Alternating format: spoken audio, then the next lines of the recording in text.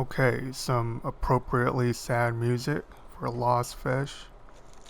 And after going through a lot of this footage, I've narrowed it down to three broad tips. Basically, a breakdown on the mechanics involved during a fight to help raise your landing percentage from the kayak. So, without further delay, tip number one is giving the fish zero slack and keeping constant pressure after the hookup. So here I'm throwing a jerkbait up against a windy bank, and my kayak hasn't completely come to a stop before I made that cast. So once I set the hook on this fish, the fish is there, I'm pulling the fish this way, but my kayak is gliding towards the fish. And that's why I'm reeling like a madman, just to keep maximum pressure on this fish. Now, point number two is maneuvering the fish to your dominant side. And in my case, since I hold my rod in my left hand, that is swinging the fish over to my left side. Once there, you're in much more control over sudden surges, changing directions, and especially jumps. So tip number three is all about controlling jumping fish, your rod angle, how you lead fish into jumps, and what happens after the fish lands. So I'm sure these are very obvious concepts to most of you who have a lot of experience freshwater fishing on the kayak. For me, it was sort of a learning experience, and I've noticed certain patterns start to settle in. There's obviously differences between fish, between largemouth and smallmouth, individual fish. Water temperature plays a role, but after watching a lot of these clips, I tend to break these fights down into two phases. The first phase is right after you set the hook, and you're just purely reacting to whatever the fish is doing. And your goal here is just to keep tension, just to keep maximum pressure. Whatever the fish does, she runs towards you, she bulldogs, comes right to the surface, you're just reacting to that. And then phase two is when that initial craziness has subsided, you sort of know where the fish is going, and I'm looking for that first opportunity to swing the fish over to my dominant side and finish the fight there. Now, I should say that most of this pertains to light tackle fishing. I'm usually using 5 or 6 pound line anytime you see me with my spinning rod. And on the jerkbait rod, it's 8 or 10 pound. But the point is, you're talking small hooks, pretty light line, and you can't really horse these fish around.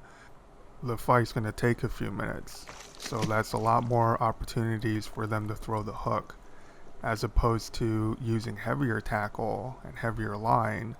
I'm focused more on just keeping tension on the line and bringing them in. I don't care as much about what side I'm fighting the fish on. It's not nearly the delicate operation it is when you're using very light tackle. So that's a 10-aught beast hook. I'm using 17-pound leader. Here's another example of that. I'm just skull dragging this fish in. This is the largest largemouth I caught this year, and she's not really going anywhere. I have a 5-aught owner flashy swimmer, and you'll see how she's hooked. Just solid. That's right through the upper bone plate, and she's not going anywhere. So back to the previous fish, and I'll show you the difference. This is once again very light line, and it's a much smaller hook, and most of these fish are skin hook when I'm using this 1/16 ounce jig head. You see right there, it's not even through the barb.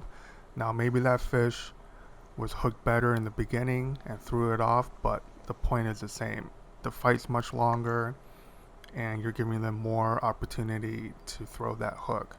So therefore, you need to be a lot more conscious of your rod angle and what side of the boat you're fighting them on. So in this clip, the fish hits right under the boat and she comes straight up. She goes completely ballistic. And boat positioning is pretty important.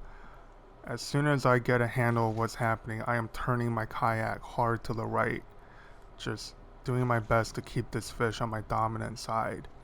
and I'm sort of just defending, right? I'm just playing defense. I don't want this fish to go under the boat. If you notice, I have very little line out, and this fish is playing entirely on the surface. So I'm basically turning my kayak in circles, just keeping her on my left side. And the first opportunity I find, I get her in the net. Now, in terms of fish jumping and how you deal with that, this clip demonstrates when everything goes right, sort of the ideal situation. This fish is running away from the kayak and she's going to telegraph her jump beautifully. So right here, okay, let's slow it down. My line starts flattening out, so then I lower my rod tip till I'm parallel with the water, and I lead her into the jump from my weak side to my strong side. After that, the fight was pretty uneventful, which is good. Now, here's what you don't want to do, and this is one of the biggest bass I've hooked in my life. She completely played dead on me. I set the hook and she's swimming towards me. It's not even dead weight. Pretty sure I caught a branch. I go just to reel it in and she breaks water. Throws my jig. I had no tension on the line. More importantly, my rod was in a high position, so I'm giving her maximum air time. So that thing was over 6 pounds, and it's going to haunt me for some time. In any case, here's a more recent screw up. I have this fish on the surface, and I thought at this point she's going back down. She made 2 little boils on the surface. I thought she was done. Notice where my hand is. I am basically extended all the way to my left, and there's no more room for me to go when she decides to completely clear the water. And my rod was in a high position. It was just a terrible reaction to that jump. Okay, one last example on how I think you should lead fish into these jumps. I hooked this fish on the wrong side of the boat, but I'm video game fishing, so I can't really avoid that. The line's flattening out. Once again, she's telegraphing that she's going to come to the surface. So I drop my rod tip parallel to the water, keep it low, and I can't stress this enough. You have to keep that forward momentum. So it's still constant pressure. Don't just drop your rod tip, you have to keep that momentum going. And she's going to come up, and notice the head position. She's facing the right direction, and as soon as she lands, it's a continual glide towards my dominant side. And that's about as good as it gets. So I mentioned how sluggish largemouth could be in cold water.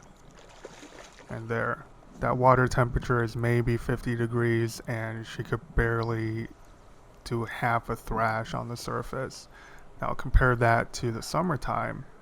Here the water is 75, almost 80 degrees. And these largemouth, they'll go airborne at the drop of a hat. It's actually hard to tell if you hooked into a smallie or a largemouth in the summer, whereas in the winter, you know very quickly what species of bass you have on the end of your line. So here the water is not even 50 degrees, and this smallie goes airborne right away. They are a little bit slower when the water is cold. They don't have nearly as much power, especially the ones that start digging, but pound for pound, I'll take a smallmouth in any water temperature any day of the week. Okay, here I set the hook into an absolute tank. And once again, this first phase of the fight, you're just reacting. I thought I can glide this fish over, but there's no forcing this guy on a 5-pound leader. The rod I'm using is 6'10", which is probably the shortest I'll go in the kayak. So you can see I had to clear the bow several times back and forth. And this fish keeps trying to run towards the bank. By now I have my kayak pointed in the right direction. I'm facing away from the bank. So that was 3 or 4 hard runs, and now the fish is sort of chilling out. And that basically is the strategy. You focus all your energy on just maintaining constant pressure during the first phase of the fight, and you're just surviving that initial freak out. And then the rest of the fight hopefully is pretty predictable, as this one was. Once again, as you see, this fish was very lightly hooked. I don't think it was even past the barb, and it just came right out. So it really pays to maintain all the proper mechanics during the fight, and to be quite honest, I land every fish the same way, even the small ones. It's just good practice. Okay, one last clip just to tie everything together. And here I'm using a jerkbait. It's only about 4 or 5 feet under the surface. So I'm keeping my rod tip parallel to the water the entire time. I reel like crazy, and now I'm gonna try to shift the fish over to my dominant side. She's gonna try to jump, but I'm dragging her the entire time, and I'm keeping constant pressure. So now she's on my left side, and whatever she does, I feel I have full control over. If you notice, at the same time, I am ruddering my kayak towards the right and just keeping her on my dominant side. I should say here that if I had instant reverse or any kind of reverse in my kayak, I would probably use it 100% of the time after hooking up to a fish. So if any of you have a Hobie 180 or any kind of prop driven kayak, let me know in the comments section if that's how you deal with raising your landing percentage. In my mind, you guys can probably disregard 90% of what I'm saying in this video. I would set the hook and just pedal backwards and just drag the fish towards me away from any kind of structure. So let me know if that's actually what you guys do. Okay, to end this video, I'm just going to play in the background the clip from my PB Smallie. It's the biggest one I ever caught, and probably will catch for some time. I know my channel is sort of all over the map. You know, there's fluke fishing and porgy and blackfish and freshwater. To me, it's all part of the same puzzle, and trying to figure out all the different pieces is the best part of fishing, in my opinion. Now, in freshwater, landing percentages matter to me a lot more than in saltwater. I'm not really sure why that's the case, but it kills me to lose fish. And I've lost plenty of bass, a few big ones that are going to stay with me for a long time.